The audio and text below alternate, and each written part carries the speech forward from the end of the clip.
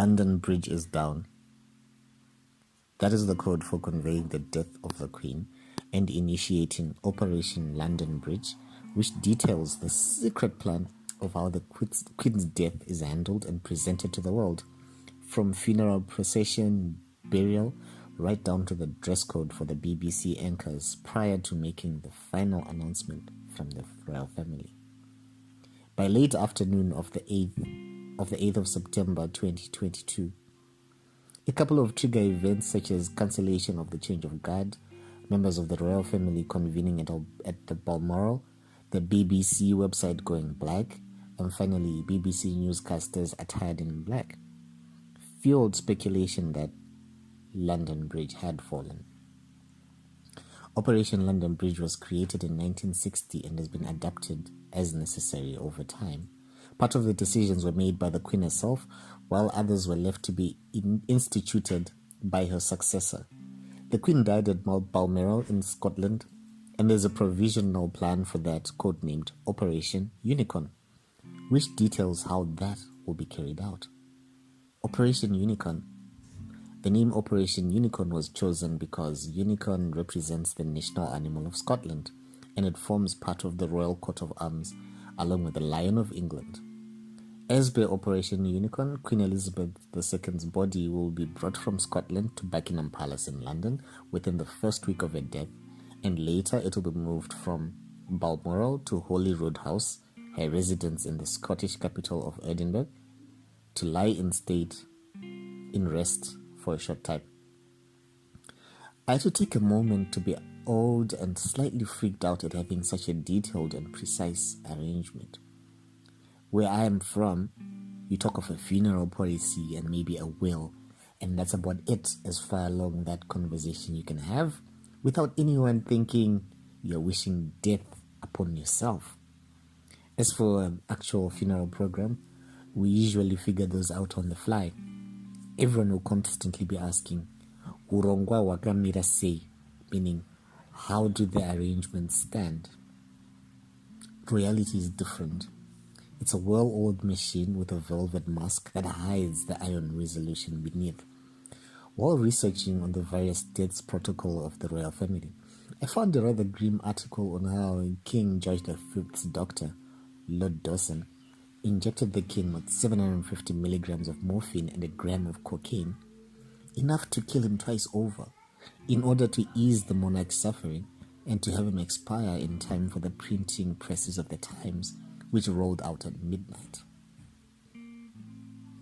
With a reign spanning 7 decades, the death of the Queen is obviously going to cause a lot of ripples and a change of era. There are people who will be sad to see her go, like losing a mother, a doting grandmother, and others for whom her death did not come soon enough, those who would dance on her grave and that of any members of the royal family. Queen Elizabeth, the longest-serving monarch, leaves a complicated legacy, which has slavery, colonialism, and even genocide on its plate. And as a symbol of the crown, things were done in her name and for her even, which will make it hard to separate her personally from the empire. I was today years old when I learned that my mom's sister was named Elizabeth after the Queen of England. She was born the year the Queen was crowned in 1952. Independence Day is the most widely celebrated holiday, with most countries celebrating independence from United Kingdom. And then there's the whole Commonwealth business. Imagine having a WhatsApp group with all your exes so you can keep track of them and check up on how they've been keeping since the breakup. And every few years throwing a party to catch up. But I digress. In our culture, we're told not to speak ill of the dead. But that doesn't mean we must make up platitudes or rewrite history to hide away the stains. Some will say this is not the time to speak out about the bad, but others will counter, if not here and now, then when? Here I am writing this article in the Queen's language. I guess we'll have to start calling it the King's language now. I remember my English teacher, or rather to be more correct, my teacher of the English language, usually asked me to read my work to the class because I wrote the most creative essays. How could I not? I practically dream and think in English. Are you not entertained? In my formative years at primary, Not only was English the medium of instruction, but if you spoke a vernacular language, you had to wear a badge of shame, which you passed on to the next person who spoke vernacular, and they to the other person, and so forth. The one who still had the badge at the end of the day would have to stay after class and clean up the classroom, sweep and mop up the floor. What kind of message do you think that reinforced to a young, curious mind? Media is probably going to be messy for a time to come. I just muted all things royal. Anywho, I'm curious on your experience and impact of the Queen, Empire, and her death. Which side of the divide are you? The sorrowful, the jubilant, the vengeful, or maybe just the watchers on the wall?